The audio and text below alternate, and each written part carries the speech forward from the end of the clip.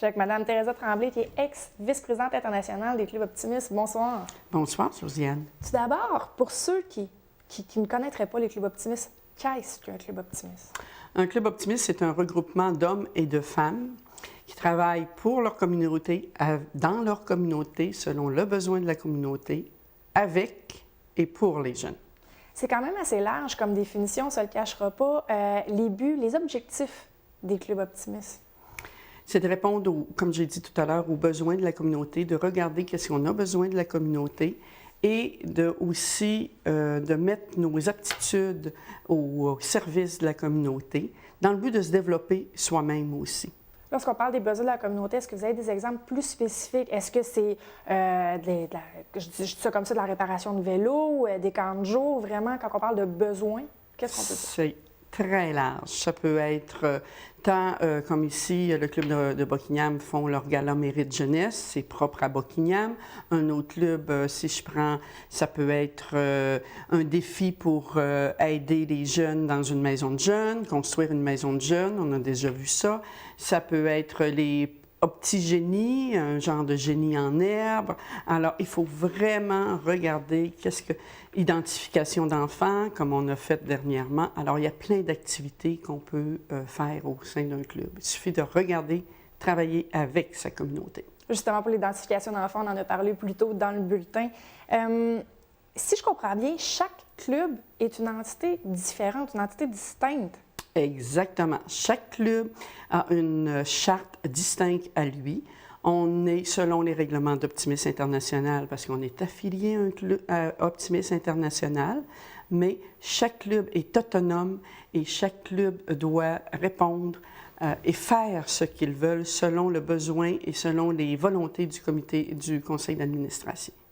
Ça fait pas... les clubs optimistes ne sont pas en place depuis hier. Là. Ça fait quand même un bout de temps que ça existe. Quelques années, en effet. Ça a été fondé en 1919 aux États-Unis. Alors, dans le but d'aider les jeunes qui étaient dans la rue à ce moment-là. C'était un regroupement d'hommes d'affaires qui prenaient les jeunes qui étaient dans la rue dans le but de les mettre dans le droit chemin.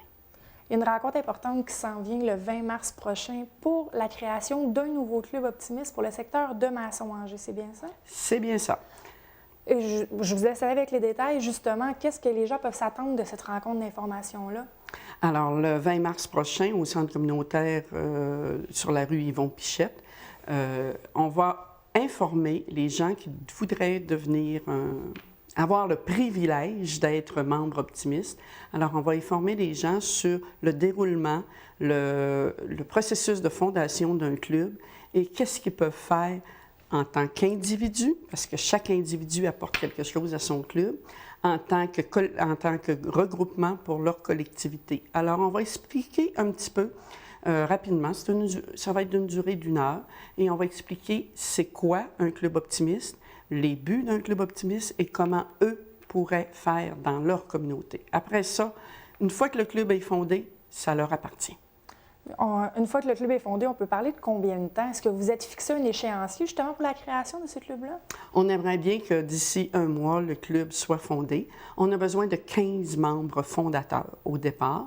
Une fois qu'on a 15 membres, on peut faire la remise de charte, introniser le club et le club peut fonctionner. Bien entendu, un point que j'aime toujours apporter dès le départ, comme nous sommes affiliés à un organisme international, on a certains privilèges de formation, d'assurance pour nos faits et gestes, nos responsabilités au sein d'un conseil d'administration. Alors, pour nous donner tous ces droits-là, on doit payer une cotisation annuelle. Alors, il y a une petite cotisation annuelle à payer à chaque année. Alors, je pense que c'est important aux futurs membres qui voudraient venir de savoir dès le départ, c'est un organisme, on est des bénévoles, mais on doit payer une cotisation. Pour les gens qui aimeraient ça s'impliquer, mais qui se disent « Ah, j'ai juste quelques heures à donner », être membre, être un optimiste, ça englobe combien de temps d'implication, si je peux dire ça comme ça? Ah, j'aime la question. Un membre optimiste donne ce qu'il a à donner. Si on ajoute, disons que vous êtes membre optimiste, Josiane, si vous donnez 2 heures dans votre année, moi je donne 2 heures, ça fait 4 heures. Alors, combien Si on rajoute toutes les heures que quelqu'un peut donner, c'est fantastique. C'est l'ensemble de toutes les heures qui va donner un merveilleux projet pour nos jeunes. Alors, que quelqu'un un petit peu engagé comme moi n'en donne 20 heures par semaine et que l'autre donne 2 heures par mois, c'est excellent.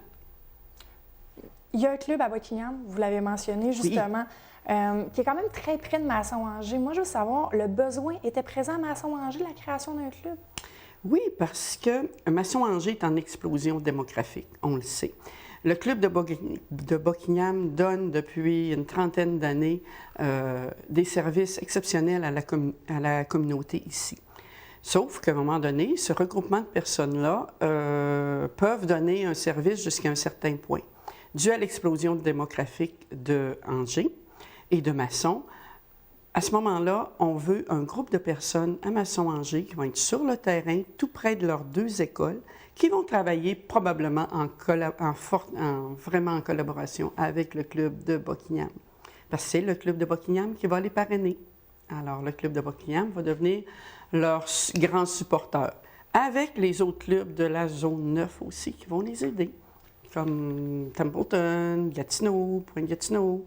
Alors, on est une famille, les optimistes. Très intéressant. Rappelez-moi, c'est ce vendredi, à quelle heure la réunion? Ce vendredi, 19h, centre communautaire au 1100 rue Yvon Pichette. Merci beaucoup. Ça me fait plaisir.